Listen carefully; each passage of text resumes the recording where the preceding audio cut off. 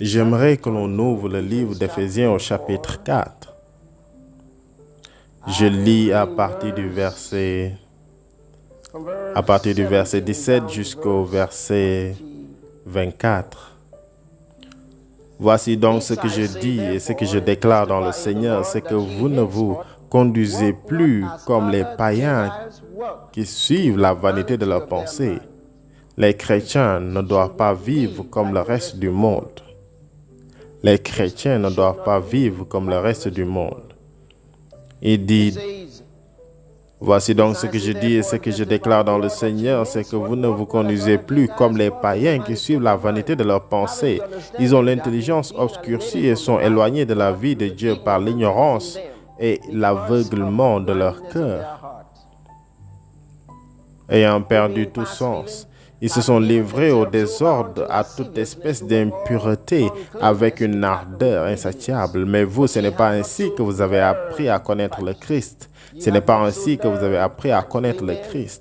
Si cependant vous l'avez bien compris et que vous avez été instruit suivant la vérité qui est en Jésus, à vous dépouiller en ce qui concerne votre vie passée du vieil homme corrompu par les convoitises trompeuses, à vous renouveler dans votre esprit et dans vos pensées, dans le caractère de vos pensées, et à revêtir l'homme nouveau. Revêtez l'homme nouveau, créé selon Dieu dans une justice et une sainteté véritable. Pouvez-vous dire Amen? Je lis le chapitre 5, verset 1 du même livre. Soyez donc des imitateurs de Dieu comme des enfants bien-aimés. Une autre version dit, puisque vous êtes les enfants que Dieu aime, efforcez-vous d'être comme lui et marchez dans la charité à l'exemple du Christ qui nous a aimés et s'est livré lui-même à Dieu pour nous comme un sacrifice et une offrande d'agréable odeur, qu'on n'entende même pas dire qu'il n'y ait parmi vous de fornication, d'impureté, de quelque sorte de convoitise, ainsi qu'il convient à des saints, point de paroles déshonnêtes, ni de bouffonnerie, ni de plaisanteries grossières, toutes choses qui sont malsaillantes, mais plutôt des actions de grâce. Pouvez-vous dire Amen? Car sachez-le bien, aucun impudique, aucun impur, aucun homme cupide, lequel est un idolâtre, n'a d'héritage dans le royaume du Christ. Dans le royaume de Christ et de Dieu, que personne ne vous abuse par de vains discours. Car c'est à cause de ces vices que la colère de Dieu vient sur les fils d'incrédulité. N'ayez donc aucune part avec eux. Puis-je avoir un Amen?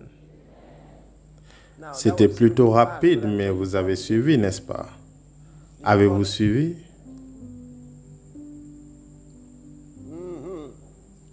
Voyez-vous, il n'essaie pas de nous donner des conseils de morale, non. Ce ne sont pas des conseils de morale. Il vous dit ce qu'est la vie dans le royaume de Dieu. C'est ça seulement. Amen. Je dis Amen. Bien, bien, bien, vous êtes déjà là. Donc, je crois que vous êtes là où je veux que vous soyez. Êtes-vous prêts?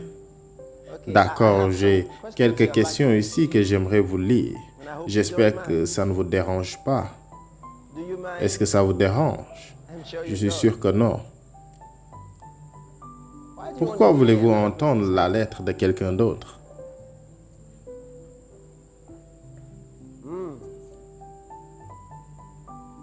Lorsque je vais commencer à lire ça, certains seront mal à l'aise, car vous ne savez pas quoi faire. Mais relax. Après tout, lorsque ce gars qui ne connaît pas Dieu vous l'a enseigné à l'école et vous a tout dit, vous n'étiez pas mal à l'aise à l'époque. Ne soyez pas mal à l'aise dans la présence de Dieu. Cher pasteur, s'il vous plaît, premièrement, ce gars écrit... D'accord, je vois pourquoi il écrit de la sorte. Cher pasteur, s'il vous plaît, on apprécierait recevoir votre révélation que Dieu vous ait donnée sur ce sujet. Il dit nous, donc je me demandais pourquoi. Probablement quand j'aurai fini, vous allez savoir pourquoi il a dit nous. S'il vous plaît, on apprécierait recevoir votre révélation que Dieu vous a donnée à ce sujet. Il est prouvé médicalement, je ne sais pas comment. Eh bien, il dit qu'il est médicalement prouvé. Maintenant, relax, d'accord? Et je ne sais pas comment vous allez vous sentir maintenant. Eh bien, si vous êtes mal à l'aise, il y a deux options.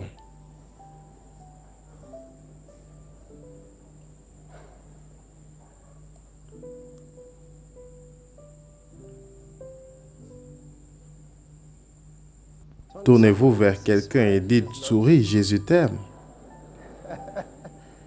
Mais aussi, si c'est votre première fois ici, soyez relax. Combien parmi vous, c'est votre première fois? Levez juste la main, c'est votre première fois? D'accord, d'accord. Vous savez quoi? Il y a 5 portails. Jusqu'au cas où vous entendez des choses que vous ne croyez pas pouvoir entendre à l'église. Je veux que vous sachiez que nous sommes toujours nés de nouveau, remplis du Saint-Esprit, parlant en langue, croyant la Bible, aimant Dieu. D'accord? C'est bien. C'est bien. Il dit qu'il est médicalement prouvé que la production de sperme est un processus continuel durant la vie. Pour chaque, il écrit maintenant en majuscule, homme normal, après la puberté. Le sac de sperme se remplit et doit être partagé régulièrement. Je ne sais pas comment il l'a su. Je ne pense pas que la science médicale dit cela. Y a-t-il un médecin ici? Je ne pense pas que c'est ajouté à leur découverte, d'accord? Il dit que ça a besoin d'être partagé régulièrement. Le cycle se répète tout au long de la vie. Eh bien, ce n'est pas vrai. Étant donné ces circonstances pour un homme célibataire, les moyens de vider le sac sont...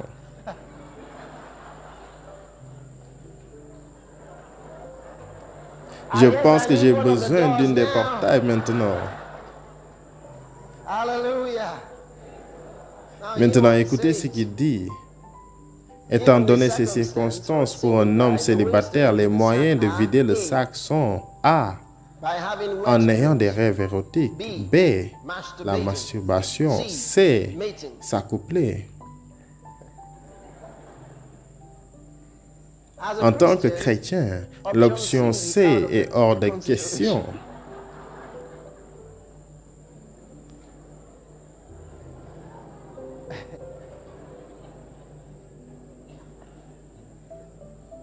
Oh, je suis si gêné. Je crois aussi que l'option B n'est pas bon. Qu'en pensez-vous?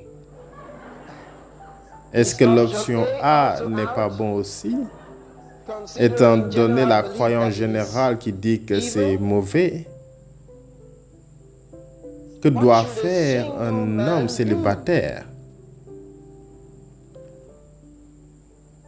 C'est la première question. La deuxième question, il dit, que dites-vous à un homme qui est marié à une femme plus âgée? Quelle doit être la différence d'âge limite si c'est bien de le faire? Merveilleux.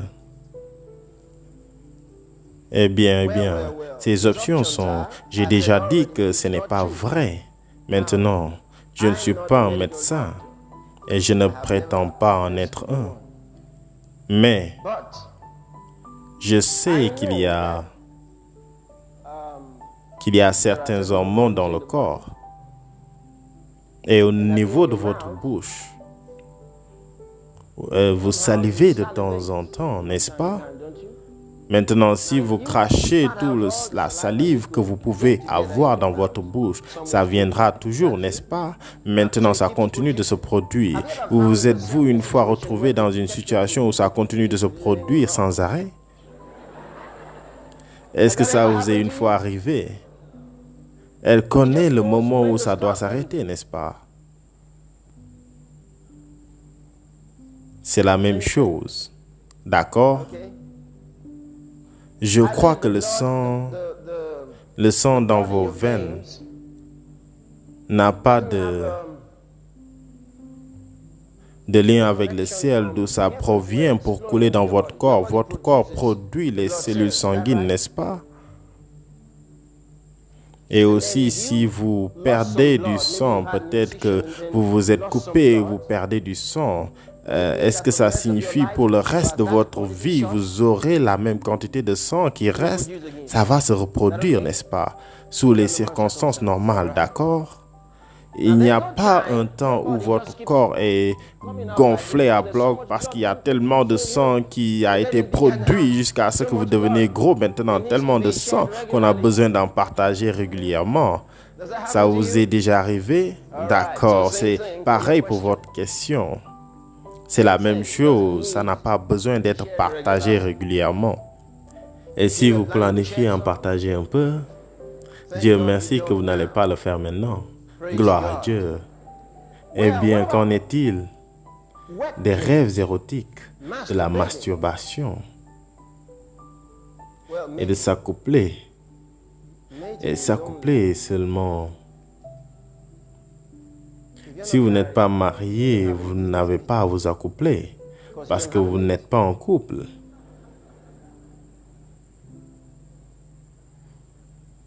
N'est-ce pas?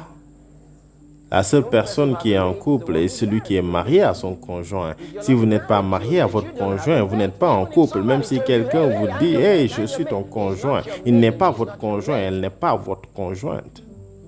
Vous devez être marié pour avoir un conjoint. Je vous dis qu'il y a certains parmi vous, vous prenez une femme à vos côtés et vous rencontrez vos amis et vous dites « Voici mon conjoint ». Elle n'est pas votre conjointe, ne lui dites plus. C'est l'insulter même si elle ne le sait pas. Vous pourriez aussi dire « Voici ma folle ». Et elle peut même rire si elle ne connaît pas la signification d'une folle. Gloire à Dieu. Donc, elle n'est pas votre conjoint. Vous ne pouvez pas dire ma petite femme, elle n'est pas votre femme.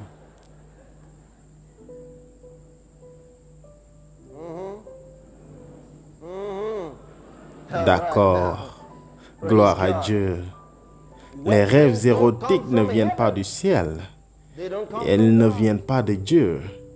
Ils peuvent venir de vous et du diable. Ça peut venir de votre intelligence qui a été saturée par des pensées impures. C'est là d'où ils viennent, des pensées impures et du diable. Vous n'en avez pas besoin. Si vous aviez des rêves érotiques et vous dites que ça doit vous aider à relâcher la pression, votre main sur votre tête et sur votre corps, dites au nom de notre Seigneur Jésus-Christ, je rejette les rêves érotiques, je ne les veux plus dans ma vie à partir d'aujourd'hui et vous serez libre, car ça veut juste dire qu'il y a un esprit quelque part qui joue avec votre corps et vous ne devez pas le permettre. Voyez-vous, nous allons avoir une série d'enseignements sur la délivrance et nous allons parler de certaines de ces choses qui sont liées à des oppressions démoniaques. Alléluia. Certaines sont des choses qui sont liées à des oppressions démoniaques. Vous pouvez parler en langue et prophétiser et les avoir toujours. Et vous n'en avez pas besoin. Et ça ne vient pas de Dieu. Gloire à Dieu. Donc, je vais parler de la masturbation. À la fin de ceci, si j'ai encore du temps, si j'en ai pas, ça sera dans un autre culte. Gloire à Dieu. Il dit, étant donné ces circonstances pour un homme célibataire, les moyens de vider le sac sont, vous vous en souvenez?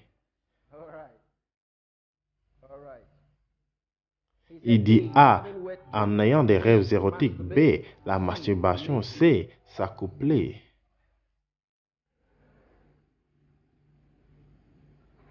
Quelqu'un vient juste de comprendre la question.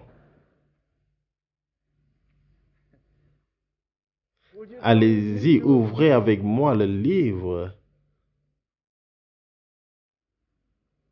d'Éphésiens.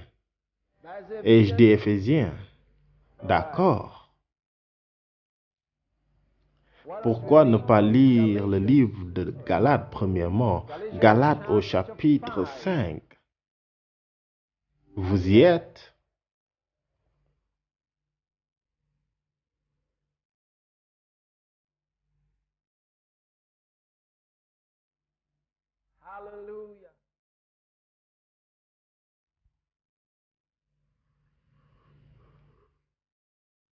Je lis à partir du verset 19. Le verset 6 sera mieux. Voici donc ce que je dis. Marchez selon l'esprit. Marcher selon l'esprit. Que veut-il dire par marcher selon l'esprit? Marcher selon l'esprit ne veut pas dire de marcher par vos orteils, ni marcher dans l'air. Marcher selon l'esprit veut dire marcher selon la parole de Dieu, en accord avec la parole de Dieu. Donc il dit, marchez selon l'esprit et vous n'accomplirez pas les désirs de la chair. Si vous marchez selon la parole de Dieu, vous n'allez pas accomplir. Remarquez, je veux que vous compreniez le temps qu'utilise la parole de Dieu. Il dit, si vous marchez selon l'esprit, vous n'allez pas accomplir les désirs de la chair. Cela présuppose que les désirs de la chair sont déjà présents. Ces désirs sont déjà là, mourant d'envie de s'exprimer.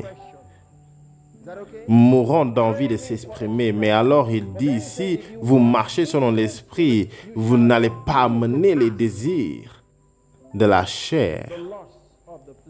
Si vous marchez selon l'esprit, vous n'allez pas laisser passer ces désirs qui sont dans le règne des sens. Gloire à Dieu. Maintenant, j'aimerais lire une partie des Écritures que je pense que vous devez comprendre clairement. Éphésiens au chapitre 2. Rapidement. Nous allons revenir dans Galates. Donc, Éphésiens au chapitre 2 et je lis à partir du verset 2. Je lis à partir du verset 1, verset 1 à 3. Êtes-vous prêts? Éphésiens chapitre 2, verset 1. Et vous qui avez été revitalisés, ce qui veut dire ramenés à la vie, vous étiez morts par vos offenses et par vos péchés dans lesquels vous marchez autrefois selon le train de ce monde, selon le prince de la puissance de l'air, de l'esprit qui agit maintenant dans les fils de rébellion. Nous tous aussi, nous étions de leur nombre et nous vivions autrefois. Avez-vous entendu cela? Selon les convoitises de notre chair, accomplissant les volontés de la chair et de nos pensées. Il dit, nous vivions autrefois au passé selon les convoitises de nos chairs. Et il dit, accomplissant les volontés. Accomplissant les volontés, ça veut dire amener les désirs de la chair et de nos pensées. Maintenant, ce que je veux que vous remarquez ici est, il dit les désirs de la chair et de nos pensées. Maintenant, la chair, à chaque fois que vous lisez de la chair dans la Bible, il ne parle pas de votre peau, il parle des sens. Votre corps en général héberge les 5 sens. On est d'accord? Quels sont les 5 sens? Numéro 1, la vue. D'accord. Je sais que certains ne savent pas ce qui est dit, mais vous l'avez tous trouvé. Gloire à Dieu. D'accord. Maintenant, votre corps héberge vos 5 sens. La Bible dit les désirs de votre chair et de vos pensées. Maintenant, voici 2 types différents de désirs. Ils peuvent se ressembler dans leur manière de s'exprimer, mais ce qu'il dit est que la source de ces désirs sont différents. L'un provient de l'intelligence et l'autre des sens. Il dit, autrefois nous vivions selon les convoitises de notre chair, accomplissant les volontés de la chair et de nos pensées. Maintenant, on lisait le livre de Galates. Pouvons-nous y retourner? Galates au chapitre 5, et je lis à partir du verset 6. Je dis donc, marchez selon l'esprit et vous n'accomplirez pas les désirs de la chair. Vous n'accomplirez pas. Si vous marchez selon l'esprit, vous n'accomplirez pas. Cela ne veut pas dire que les désirs de la chair ne viendront pas, mais que vous n'allez pas les accomplir. Si vous marchez selon l'esprit, vous n'accomplirez pas les désirs de la chair. Parfois, les gens disent, oh, pourquoi ces pensées viennent à moi? Pourquoi? Il y a des années en arrière, je me rappelle qu'un jeune homme m'avait dit qu'à chaque fois qu'il marchait dans la rue et qu'il entend cette musique, il appelle cela musique mondaine, il dit qu'il allait s'arrêter et que sa tête va commencer à se secouer. Pourquoi m'a-t-il dit cela? C'est parce qu'il pensait qu'il avait besoin que quelqu'un chasse ce démon de lui. Donc, à chaque fois qu'il entendait cette musique, il allait s'arrêter et il commence à danser. Et il pensait que c'était un problème terrible. Je ne sais pas si cette personne est là aujourd'hui. Quelqu'un peut dire, qu'y a-t-il de mal avec la musique?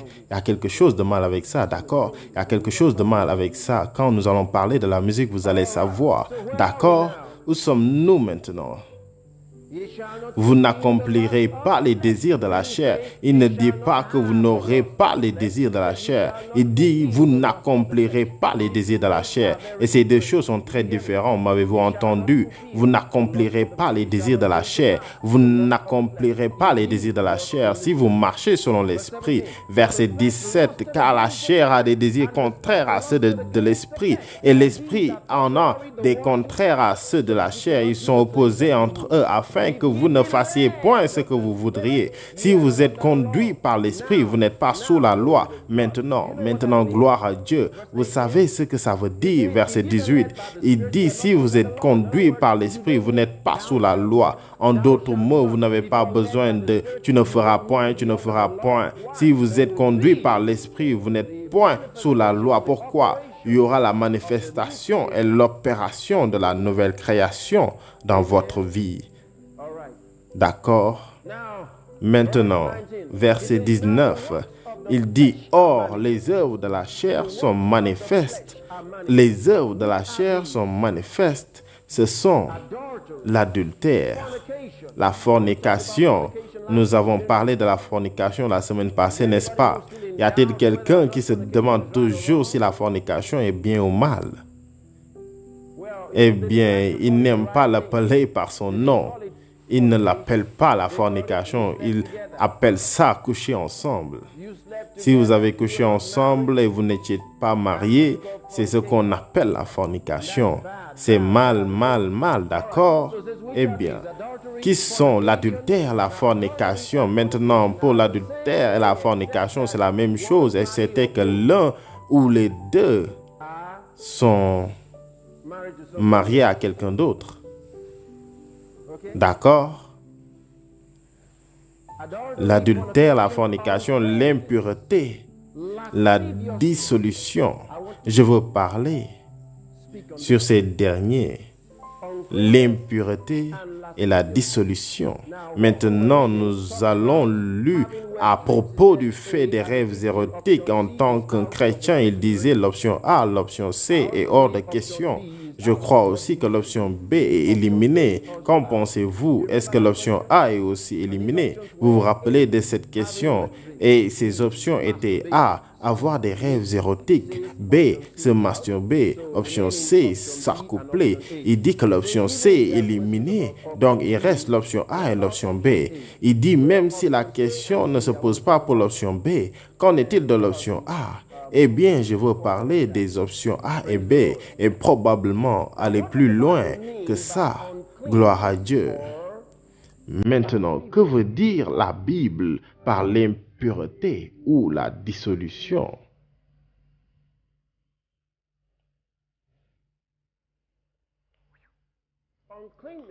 Commençons par l'impureté. Elle est caractérisée par des pensées sensuelles. C'est caractérisé par des pensées sensuelles. Et les rêves érotiques proviennent de ça. La source des rêves érotiques, c'est les pensées sensuelles. Croyez-moi. La Bible dit que des rêves proviennent de beaucoup d'affaires. Que pensez-vous que cela signifie?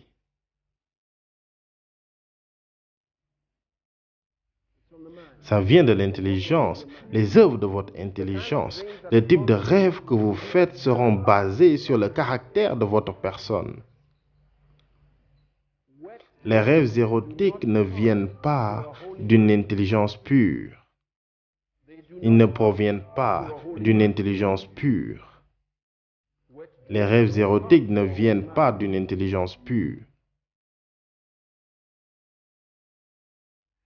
Si vous avez des rêves érotiques, revoyez votre manière de penser. Revoyez votre manière de penser. Votre manière de penser. Revoyez encore vos pensées. Vous trouverez sûrement le problème à ce niveau. Si vous changez le caractère de votre pensée, vous allez contrôler les rêves érotiques. Maintenant, il y a une autre source pour les rêves érotiques. Mais la seule manière d'ouvrir la porte à cela est à travers vos pensées impures. Les pensées impures peuvent ouvrir la porte à un démon d'impureté qui va amener de telles pensées sensuelles et attaquer votre intelligence et vous amener des rêves érotiques et vous pousser à passer à travers de telles expériences qui font que vous vous sentez sale à la fin. Mais la source principale est vos pensées. Si vous vous débarrassez de ça, vous pouvez chasser le démon. Amen. Lorsque vous allez vous décider et jusqu'à ce que vous vous décidez de vous débarrasser de vos pensées, vous ne pouvez pas chasser ce démon. Comment allez-vous le chasser? C'est vous qui l'hébergez dans votre vie par vos pensées. C'est ça pour les rêves érotiques, elles ne proviennent pas de Dieu. J'espère que vous comprenez ce que l'on entend par rêves érotiques, car il n'y a pas dans la Bible où un tel mot est mentionné. Combien d'entre vous savez ce que veut dire rêves érotiques? Dois-je l'expliquer? Merci. Ne faites pas que je sois gêné. Je pourrais être gêné en essayant d'expliquer cela. Merci de m'avoir sauvé. Gloire à Dieu. Qu'en est-il de la masturbation? Nous venons de lire au sujet de la dissolution. La dissolution regroupe les choses semblables. La dissolution est la tendance à produire des désirs sexuels et non seulement les désirs sexuels, mais aussi l'acte sexuel. C'est ce que veut dire la dissolution. La dissolution inclut le fait d'imaginer que vous êtes en train de coucher avec quelqu'un qui pourrait ne pas être là. La personne pourrait ne pas être avec vous, mais vous créez de telles pensées dans votre intelligence et agissez ainsi. Cela peut arriver à des personnes mariées. Il y a des personnes mariées qui croient qu'ils peuvent, d'une manière ou d'une autre, ils ne sont plus attirés l'un à l'autre et parce qu'ils pensent qu'ils sont contraints l'un envers l'autre de continuer leur union sexuelle. Donc, ils doivent s'exciter en regardant des revues pornographiques. C'est ça la dissolution. C'est ça la dissolution. Voyez-vous, c'est la tendance. Laissez-moi vous dire ceci. Vous n'allez jamais avoir des rapports sexuels avec votre femme ou votre mari parce que c'est un devoir. C'est supposé être une extension de l'amour. Et quand c'est ainsi, c'est riche, c'est satisfaisant et personne ne se sentira utilisé. Mais si c'est pour satisfaire vos pulsions sexuelles, donc vous pouvez continuer avec vos revues pornographiques et demeurer dans le péché, car c'est quelque chose de mal. Donc ce que vous avez besoin, ce n'est pas d'une revue pornographique pour vous recharger. Ce n'est pas ce dont vous avez besoin. Ce que vous avez besoin, c'est de rallumer la flamme de votre amour pour votre femme ou pour votre mari. Pourquoi ai-je dit cela? Nous aimons tous Dieu, n'est-ce pas? Maintenant, si vous êtes né de nouveau, vous aimez Dieu. Vous ne pouvez pas aimer Dieu jusqu'à ce que vous naissiez de nouveau. Et vous ne pouvez pas dire que vous êtes un chrétien sans aimer Dieu. Mais nous ne sentons pas toujours aimer de Dieu ou nous ne sentons pas toujours notre amour pour Dieu. Combien d'entre vous comprenez ce dont je parle? Nous ne sentons pas toujours l'amour. Parfois, nous nous sentons proches de Dieu et d'autres fois, non. Vous comprenez ce que je dis? Mais ça ne veut pas dire que nous sommes plus proches ou éloignés. C'est juste un sentiment. Mais alors, quand nous commençons à agir selon nos sentiments, que nous ne sommes pas proches de lui, que nous commençons à nous comporter de la sorte, nous commençons à faire des choses qu'il n'aime pas, nous commençons à nous égarer. Et Jésus a dit à l'église d'Éphèse, quand il leur écrivait à travers l'apôtre Jean dans le livre de l'Apocalypse, il dit « J'ai quelque chose contre toi, tu as abandonné ton premier amour. » Quel amour? Non pas l'amour pour la femme, mais l'amour pour Dieu. Maintenant, si cela peut arriver entre un homme et Dieu, vers qui il a mis toute son attention ou peu importe, de tout son cœur, à ce point, si ça peut lui arriver, ça peut aussi arriver entre lui et sa femme, ou entre elle et son mari. Donc, qu'est-ce que Jésus a dit? Il n'a pas dit, maintenant tu as abandonné ton premier amour, donc j'en ai fini avec toi, il n'y a rien qu'on puisse faire à ce sujet. Non, il dit, retourne à tes premières œuvres. Voyez-vous, un amour constant doit croître encore. Retourne à tes premières œuvres. En faisant vos premières œuvres, vous allez rebâtir cet amour. Si c'est ça le principe entre nous et notre Père Céleste, donc c'est le même principe entre nous et notre époux ou épouse. Retournez aux premières œuvres. Faites les choses que vous faisiez pour elle ou pour lui avant. Peut-être que vous avez l'habitude d'envoyer de petites cartes. Envoyez ces petites cartes. Vous dites, eh bien, nous habitons dans la même maison, cela ne change rien. Vous étiez toujours dans sa maison avant que vous ne vous soyez mariés. Refaites-le, envoyez encore des cartes, écrivez de jolis mots et vous allez recevoir la bonne réponse, voyez-vous. Faites vos premières œuvres. C'est de cette manière que vous faites que pour votre amour soit rallumé. L'amour est comme un feu, il peut être étouffé. L'amour peut être étouffé.